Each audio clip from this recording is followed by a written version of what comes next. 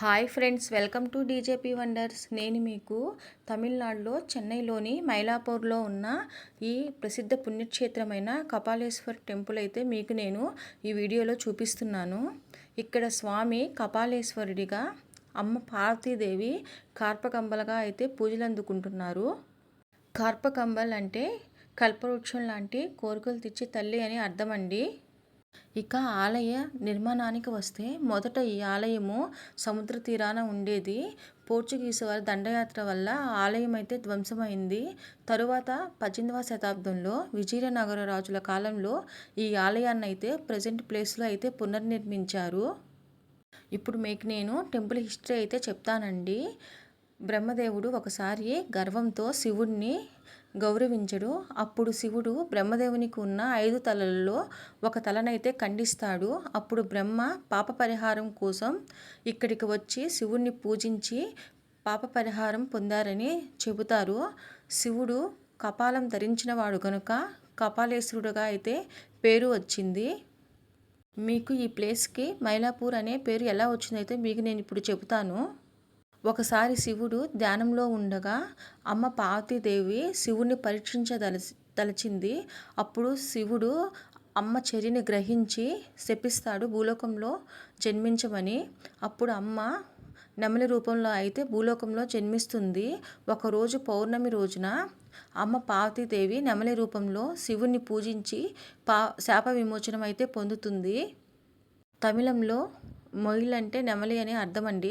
అలా ఈ పేరుకి మైలాపూర్ అనే పేరు వచ్చిందని చెబుతారు.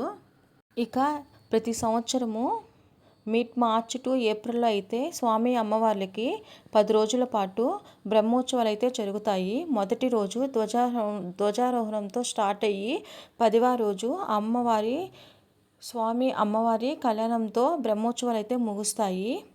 బ్రహ్మోత్సవాల్లో అయితే మనం ముఖ్యంగా చెప్పుకోదలిచింది ఎవరికి తోచింది వాళ్ళైతే ఇక్కడ దానం చేస్తుంటారండి.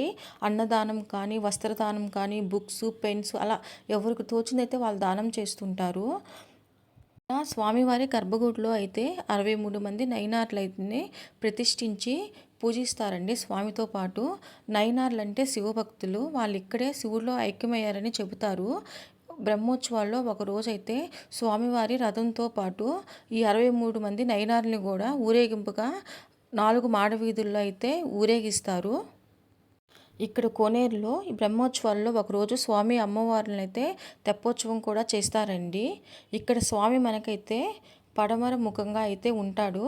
అమ్మవారు వచ్చేసి దక్షిణ ముఖంగా ఉంటుంది. మీకు ఇంకో విషయం చెప్తున్నానండి. ఇక్కడ ఫస్ట్ అయితే మనము అమ్మవారిని దర్శించుకున్న తర్వాత స్వామిని అయితే దర్శించుకుంటాము. మనం ఇక్కడ టెంపుల్ లోపలికి రావడానికైతే 2 వేస్ ఉంటాయండి. పడమర వైపు నుంచి, తూర్పు గోపురం వైపు నుంచి అయితే మనము టెంపుల్ లోపలికైతే రావచ్చు. ఇక్కడ స్వామి అమ్మవారులతో పాటు వల్లి దేవసేన సమేత సుబ్రహ్మణ్యేశ్వర స్వామి, వినాయకుడు, నవగ్రహాలు, శనిదేవుడు ఇలా ఇతర ఉపాలయాలు అయితే ఉన్నాయి. మాస శివరాత్రి పర్వదినాలలో అయితే గుడి చాలా రష్గా ఉంటుంది. ఇక్కడ ప్రతిరోజు సాయంత్రము సంగీత కచేరీలు, ప్రవచనాలు అయితే చేస్తారు. టెంపుల్ ఓపెనింగ్ టైమింగ్స్ వచ్చి ఉదయము 5:30 టు ఆఫ్టర్నూన్ 12:30 వరకు ఉంటుంది. ఈవినింగ్ వచ్చేసరికి 4 టు నైట్ 9:30 వరకు అయితే ఉంటుంది. మీరు ఎప్పుడైనా చెన్నైకి వచ్చినట్లయితే ఒకసారి ఈ గుడిని అయితే వచ్చి దర్శించుకోండి. చూడటానికి చాలా కనులకి ఆనందంగా కూడా ఉంటుందండి. మనకి చెన్నై సెంట్రల్ నుంచి అయితే ఇక్కడికి ఒక 20 మినిట్స్ అయితే పడుతుందండి. మనకి ఇక్కడ ఆటోలు, క్యాబ్స్ కూడా అయితే అవైలబుల్ ఉంటాయి ఇక్కడికి రావడానికి. అలానే ఆర్టీసీ బస్టాండ్ నుంచి ఇక్కడికి రావడానికి అయితే ఒక 1 అవర్ అయితే పడుతుంది. మీరు ఎప్పుడైనా చెన్నై వచ్చినట్లయితే ఖచ్చితంగా ఈ ఆలయాన్ని దర్శించుకోండి. మీకు ఈ వీడియో నచ్చినట్లయితే please like, share and subscribe చేసుకోండి. ప్లీజ్ సపోర్ట్ మీ friends. Thank you for watching this video.